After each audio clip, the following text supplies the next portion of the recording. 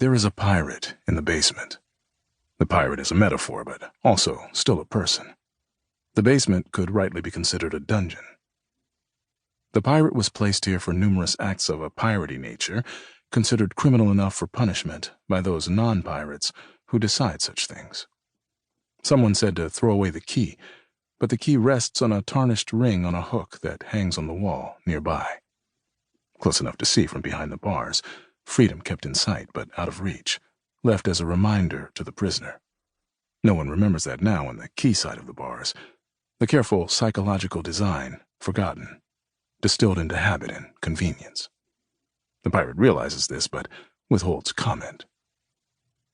The guard sits in a chair by the door and reads crime serials on faded paper, wishing he were an idealized, fictional version of himself, wondering if the difference between pirates and thieves is a matter of boats and hats.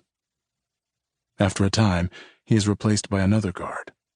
The pirate cannot discern the precise schedule, as the basement dungeon has no clocks to mark the time, and the sound of the waves on the shore beyond the stone walls muffles the morning chimes, the evening merriment.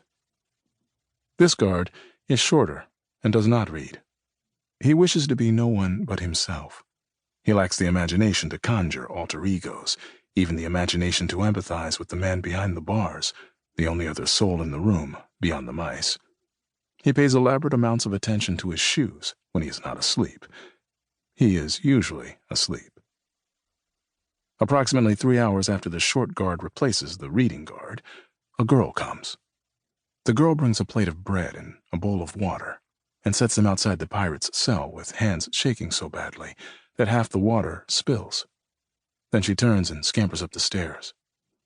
The second night, the pirate guesses it is night, the pirate stands as close to the bars as he can and stares, and the girl drops the bread nearly out of reach and spills the bowl of water almost entirely. The third night, the pirate stays in the shadows of the back corner and manages to keep most of his water. The fourth night, a different girl comes. This girl does not wake the guard. Her feet fall more softly on the stones, and any sound they make is stolen away by the waves or by the mice. This girl stares into the shadows at the barely visible pirate, gives a little disappointed sigh, and places the bread and bowl by the bars. Then she waits. The pirate remains in the shadows. After several minutes of silence, punctuated by the guards snoring, the girl turns away and leaves. When the pirate retrieves his meal, he finds the water has been mixed with wine. The next night, the fifth night, if it is night at all, the pirate waits by the bars for the girl to descend on her silent feet.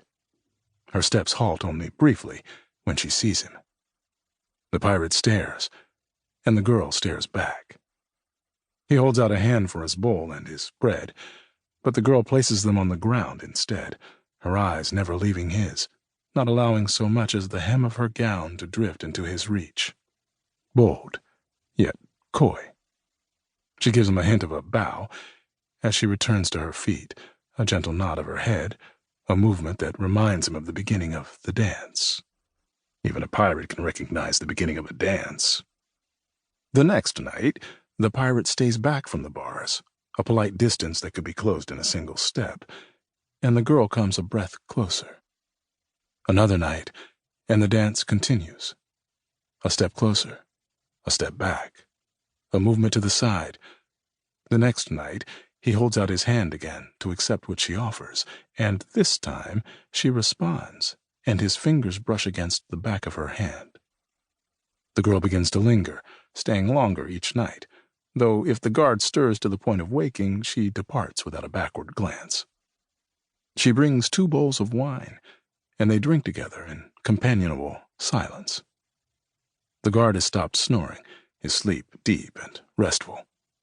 The pirate suspects the girl has something to do with that. Bold and coy and clever. Some nights she brings more than bread. Oranges and plums secreted in the pockets of her gown, pieces of candied ginger wrapped in paper laced with stories.